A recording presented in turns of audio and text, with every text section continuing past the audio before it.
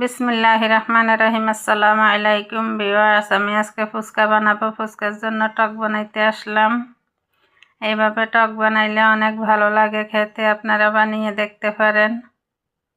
আজকে প্রায় 15 দিন ধরে আমি বাইরের থেকে কিনে আনি ইফতারি খাই। রোজ রমজান মাসে ইফতার ঘরে না করলে, ঘরের বানানো ইফতার না খেলে ভালো লাগে না আমার থেকে। এবার আমি অনেক ঝামেলায় আছি, এই জন্য বাসায় বানাইতে পারি নাই। আজকে অনেক দিন পরে বাসায় ইফতারি বানাতে আসলাম। আজকে মন ভরে খাবো, এই জন্য আমি আগে ফুচকা বানাইলাম, তারপর আস্তে আস্তে যতটুকু পারি বানাইলাম ইফতারি। পেঁয়াজও বানাইলাম, তারপরে ডিমের চপ বানালাম, বুট ভাজি করলাম, ফুচকা বানালাম, অল্প করে বিরিয়ানি পাকাইলাম। যাই হোক, আস্তে আস্তে সব কিছু গোছগাছ করে নিতেছি। ইফতারের টাইম হয়ে গেছে, এখন ইফতার করব।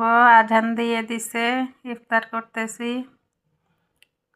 দেখেন অনেক সুন্দর